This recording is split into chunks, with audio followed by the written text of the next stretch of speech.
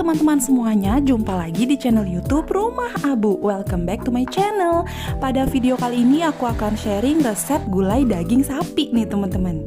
Gulai sendiri merupakan masakan khas Indonesia dengan cita rasa yang sangat kuat dengan bumbu dan rempah-rempahnya ya.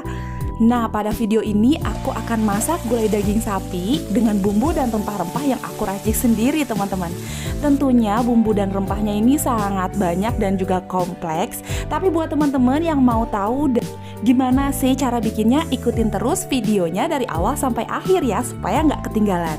Dan bagi kalian yang belum subscribe, jangan lupa untuk subscribe channel aku sekarang juga, karena next video aku bakal bikin juga gulai daging sapi menggunakan bumbu instan yang rasanya pun nggak kalah enak. Oke, langsung aja. Di sini aku menggunakan setengah kilogram daging sapi bagian sandung lamur. Kondisinya sudah dicuci bersih dan juga sudah direbus sebentar, juga sudah dipotong-potong, kurang lebih ukurannya seperti ini. Kalian bisa gunakan daging mentah langsung dimasak juga boleh ya. Dan ini dia untuk bumbu-bumbunya, karena gulai itu ciri khasnya dengan bumbu dan rempah-rempahnya yang sangat banyak dan kompleks. Jadi di sini aku menggunakan bawang merah, bawang putih, cabai merah besar. Kemudian ada merica juga, kalian bisa ganti dengan lada bubuk juga nggak apa-apa ya. Kemudian ada jahe dan juga kunyit, nanti kunyitnya akan dibakar terlebih dahulu dan kalian bisa tambahkan lengkuas juga. Kemudian di sini aku tambahkan bunga lawang, kayu manis dan juga cengkeh untuk memperkuat cita rasa dan aroma dari gulai dagingnya.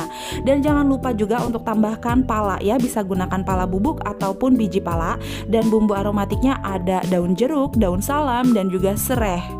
Untuk santannya aku menggunakan santan instan Sunkara sebanyak 1 saset. Kalian bisa juga gunakan santan kelapa murni ya. Oke, ini belum cukup ya teman-teman. Jadi ada bumbu yang aku pisahkan, karena bumbu ini sengaja aku pisahkan untuk disangrai terlebih dahulu sebelum dihaluskan ya. Di sini ada 4 bahan yang aku pisahkan, yaitu kemiri, ketumbar, jinten dan juga kapulaga, yang pastinya akan memperkuat cita rasa dari gulainya sendiri. Untuk bumbu perasanya di sini aku hanya menggunakan garam, kaldu sapi bubuk dan juga gula pasir. Kalian bisa tambahkan penyedap atau MSG lagi bila mau ya.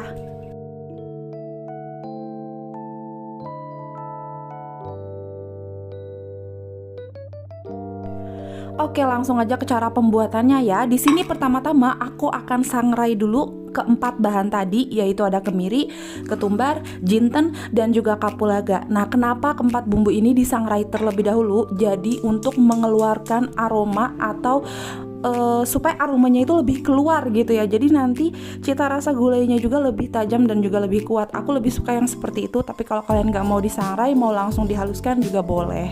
Dan kalau kalian mau kayak aku, bumbunya ini akan disangrai dulu, gunakan api kecil atau sedang ya, jangan besar-besar apinya karena khawatirnya nanti malah gosong.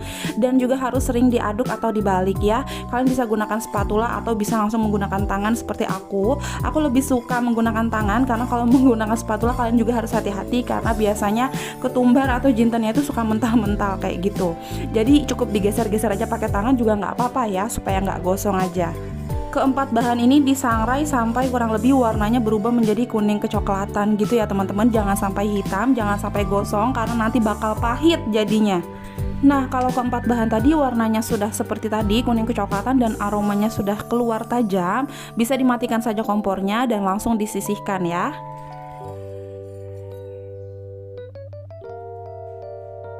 Oke, selanjutnya kita akan masuk ke step menghaluskan bumbu-bumbunya ini, tapi sebelumnya kunyitnya jangan lupa untuk dibakar dulu ya, supaya nggak bau wangur atau bau langur lah ya istilahnya, dan juga supaya aromanya juga lebih keluar dan lebih kuat gitu, lebih tajam. Jadi gulai itu memang cita rasanya seperti itu ya teman-teman. Jadi kaya banget akan bumbu dan rempah yang sangat banyak, kompleks dan juga aromanya yang tajam.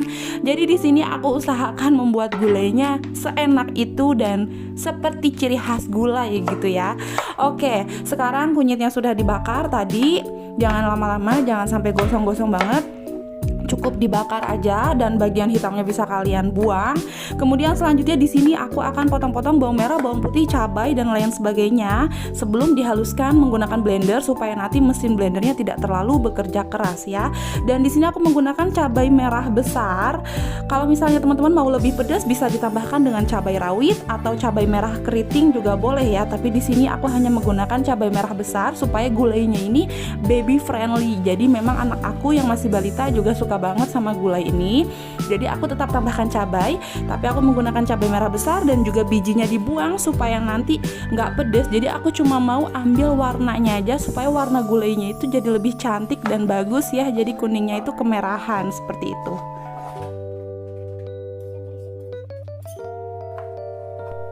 Oke, ini kunyitnya yang sudah dibakar ikut dipotong-potong juga karena kunyitnya akan ikut dihaluskan dan juga jahenya juga ikut dihaluskan.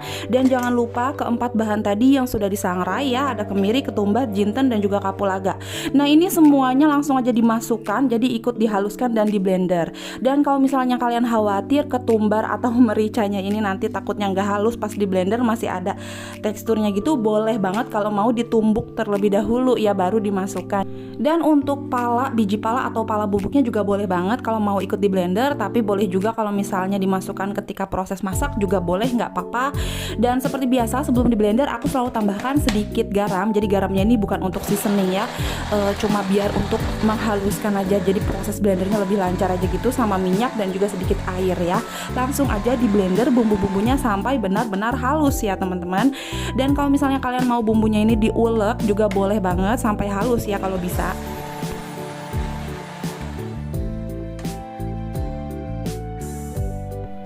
Nah, ini dia untuk bumbu gulainya sudah aku cek dan semuanya sudah halus ya. Oke, langsung aja. Di sini aku akan proses serai dan juga bumbu aromatik lainnya ya. Jadi untuk serainya sendiri jangan lupa untuk digeprek ya. Jadi aku belah seperti ini, kemudian aku geprek, dan serainya ini aku gunakan satu batang aja karena dia ukurannya besar. Kalau misalnya ukurannya kecil kalian bisa gunakan 2 batang serai ya. Dan juga untuk daun jeruknya jangan lupa untuk disobek dulu supaya nanti ketika proses masak aromanya keluar. Karena kalau nggak disobek percuma ya, aromanya itu nggak keluar maksimal kayak gitu. Oke, sekarang kita masuk ke step proses memasak gulai daging sapinya nih teman-teman. Pertama-tama panaskan terlebih dahulu wajannya ya, kemudian tuang minyak dan tunggu sampai minyaknya panas baru dimasukkan bumbu halusnya. Nah, di sini bumbu halusnya ditumis sampai harum dan juga benar-benar matang ya teman-teman.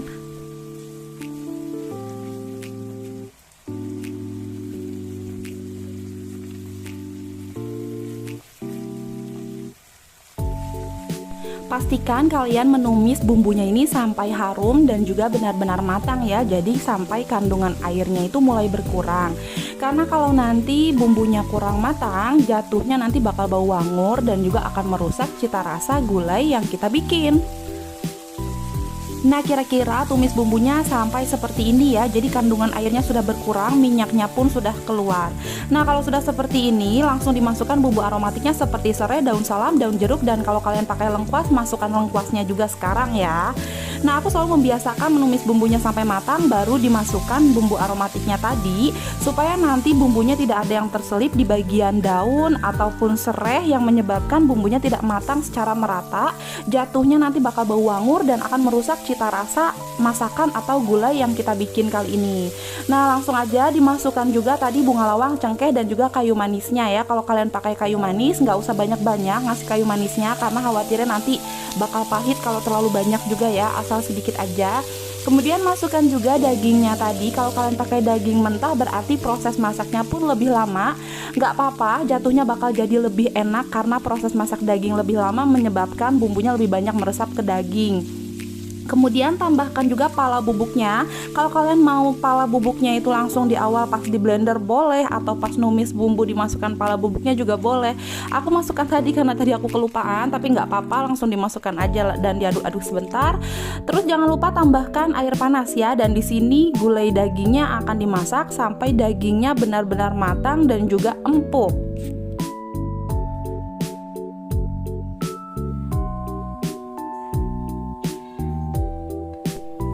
Dan kalau airnya sudah mendidih, bisa dibuka tutup pancinya. Kemudian jangan lupa untuk masukkan bumbu-bumbu rasanya seperti garam, gula pasir, dan juga kaldu bubuknya.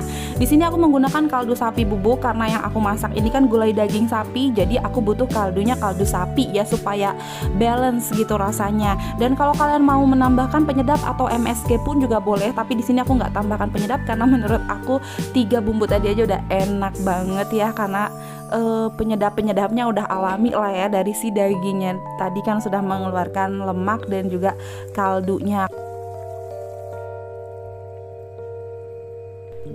Jangan lupa sambil sesekali diaduk-aduk ya, dan dicek dagingnya. Bisa dites tusuk menggunakan garpu. Kalau misalnya ditusuk dengan garpu, sekiranya dagingnya sudah empuk sesuai selera kalian ya untuk takaran empuknya seperti apa. Dan di sini aku tes ternyata udah empuk ya menurut aku, selera aku. Oke, langsung aja tes rasa juga. Jangan lupa koreksi rasa, takutnya kurang asin atau kurang gurih bisa tambahkan gula atau kaldunya tadi ya. Kemudian kalau misalnya semuanya udah dirasa pas, dagingnya juga sudah empuk, langsung masukkan aja santannya. Jadi pemberian santan itu selalu di tahap akhir ya. Kalau misalnya daging sudah empuk, masakannya sudah matang, baru diberi santan. Karena masa santannya itu nggak boleh terlalu lama dan harus terus sambil diaduk-aduk supaya santannya nggak pecah. Dan kalau gulainya sudah matang seperti ini, bisa dimatikan kompornya. Dan aku mau tes rasa lagi setelah diberi santan, dan ternyata umami banget, enak banget, gurih banget, dan gulai banget nih teman-teman. Langsung aja disajikan di piring ya. Nah, di sini aku menggunakan daging sapi bagian sandung lamur yang mengandung sedikit lemak. Jadi teksturnya itu daging tapi nggak full daging, tapi ada lemaknya, jadi bener-bener seimbang gitu ya. Tapi kalian bisa banget kalau mau pakai daging bagian iga sapi pun enak banget kalau digulai ya teman-teman. Oke teman-teman, ini dia gulai daging sapinya sudah jadi dan siap untuk dinikmati. Rasanya bener-bener beraroma gulai banget, aromanya cukup tajam dan kuat, dan cita rasanya pun bener-bener bumbu dan rempahnya itu seimbang. Dan di sini bisa dilihat kalau kuah gulainya itu cantik banget, warnanya kuning kemerahan karena tadi ya aku tambahkan cabai. Oke teman-teman, bisa dicoba resepnya di rumah ya. Jangan lupa like video ini dan subscribe bagi kalian yang belum subscribe. Sampai jumpa di video selanjutnya.